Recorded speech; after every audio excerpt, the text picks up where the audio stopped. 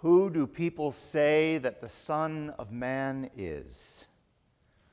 Jesus asked that of the disciples, those traveling with him as they came into Caesarea.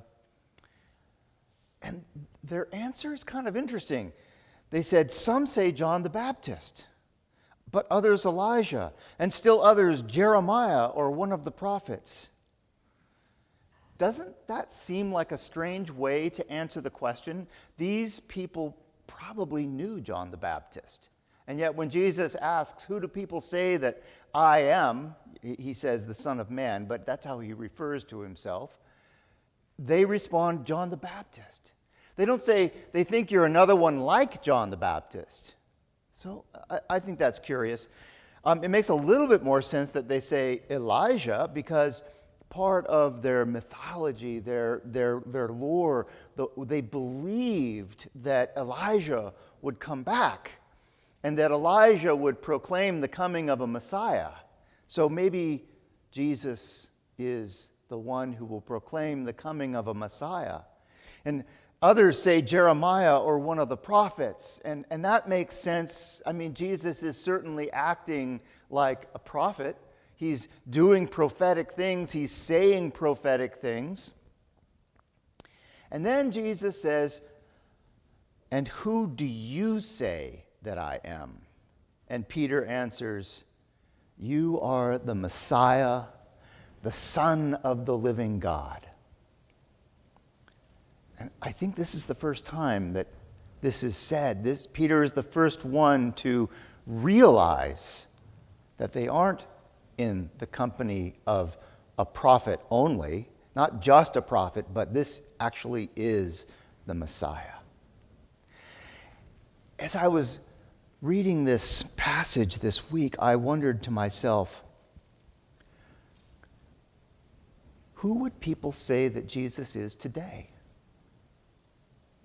Who would you say that Jesus is now? If you were asked right now, who is this Son of Man? Who is this Jesus?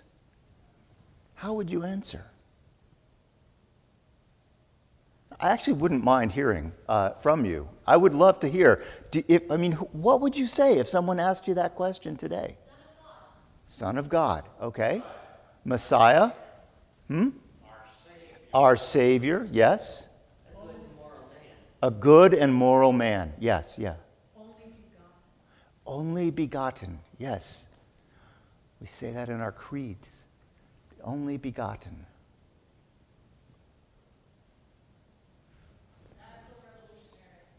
A radical revolutionary. So, here, among Christians, people sitting in a room together and worshiping, gathering to share in Holy Communion, this ritual, this beautiful sacrament that Christ himself gave us. We acknowledge Jesus as all of these things. Radical revolutionary, prophet, Messiah, healer. No question, Jesus is a healer. We have very strong ideas about who Jesus is. But what about the rest of the world? What about people who aren't here this morning? I think we get, what was that? Avenger. Okay. Yeah, Avenger. Communist. Okay. Yeah. A radical revolutionary. Radical revolutionary. Yeah, we get that again. Yeah, yeah. I missed that. I'm sorry. A good man. Unfulfilled promise. What else? A charlatan. There are people who think that Jesus was a charlatan, or that the whole idea of Jesus was something made up, right? And there are people who have experienced either directly themselves or indirectly heard of and been exposed to ideas about the church or experiences of churches throughout history that lead them to say that Jesus was the founder of prejudice and judgment and hatred and racism and slavery. And Jesus' name has been used to justify all of these things. And sadly, that's true. I mean, we look at history and we find examples of all of this. It's shameful how late the Episcopal Church was in speaking out against slavery in our own country in the 19th century. So all of those negative characterizations are true. Maybe somewhat less negatively, someone might say, well, Jesus is a mythological character like a Zeus or Gandalf the Great, the wizard, right? He's a great character from a great story or that other people put a lot of stock in. Or maybe Spider-Man, right? Yeah, superhero, good character, right? And then there are other Christians who think of Jesus very, very differently. I remember reading an article about a fellow who said that he doesn't want a wimpy Jesus. He doesn't want a soft-willed Jesus. He wants a Jesus who's got a sword strapped to his thigh, the warrior Jesus. And I remember reading that and thinking, wow, which Bible did you read?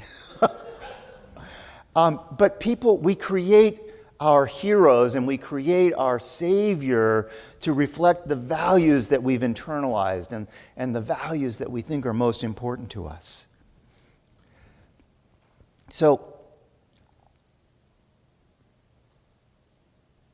who do we say that Jesus is?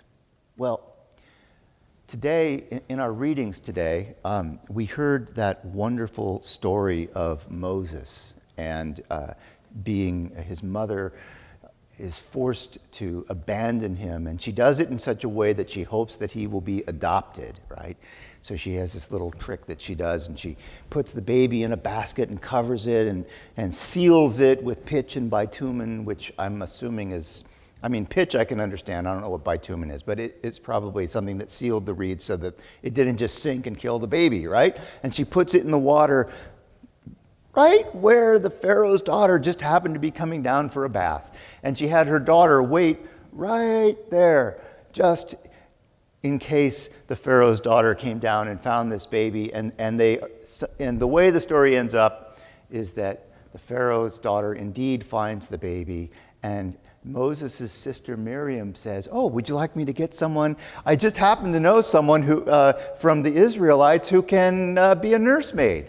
And so Moses is raised by his own mother and as a child of the Pharaoh, an adopted child of Pharaoh's daughter. So Moses, of course, goes on to do God's will in this powerful way. Moses is the greatest of the prophets. When we speak of prophets, Moses is number one, even more important than Elijah.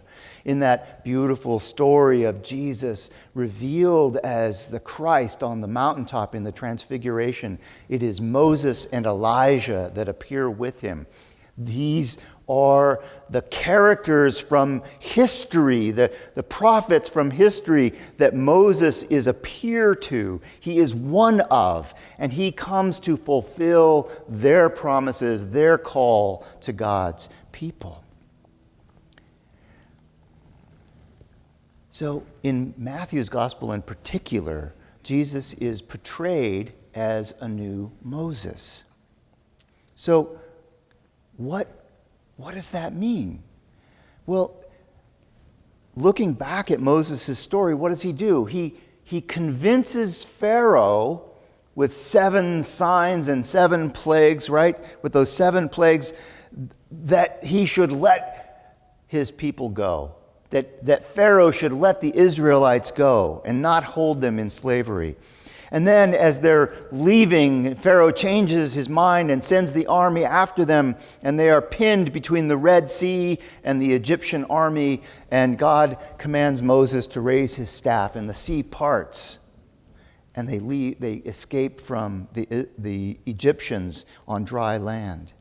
And then later in the wilderness, when it gets to be so hard, they have so little food and they run out of water, and Moses, at God's command, strikes the rock, and water flows from the rock. And then Moses guides the people for more than a generation, 40 years in the wilderness, bringing them right to the border of the promised land. Jesus is portrayed as the new Moses. And the Israelites of his time were experiencing, in their own way, many of the same struggles as the Israelites in Egypt. They were slaves in their own land, having been conquered by the Romans.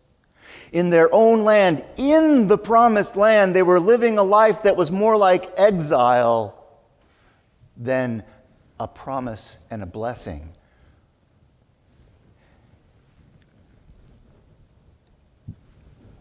And they were living a kind of suffering, a kind of privation that came from that occupation, that came from being denied the ability to command their own futures. They lived in a kind of a wilderness, even in the promised land. And so we see in Jesus someone who comes back as a new Moses to lead them out of slavery, to lead them home from exile, to lead them back into that promised land, which this time is expressed in a relationship with God. What I would like us to consider today is, what do we have in common with those Israelites? What are we slaves to today? What false sources of happiness are we committed to, right? Whether that be security or affection or control, whether it is wealth or fame or, these days, what is it? Likes on Facebook or Twitter or Instagram, right? Fame. We get committed to these things, these worldly things that we think will give us happiness. And how are we in exile in our own homes, in our own neighborhoods, in our own families? How are we separated from that experience of living in the promise of God? How are we separated from love with God, love with one another? How are we separated from peace and wellness, from God, from the sacred on a day-to-day basis?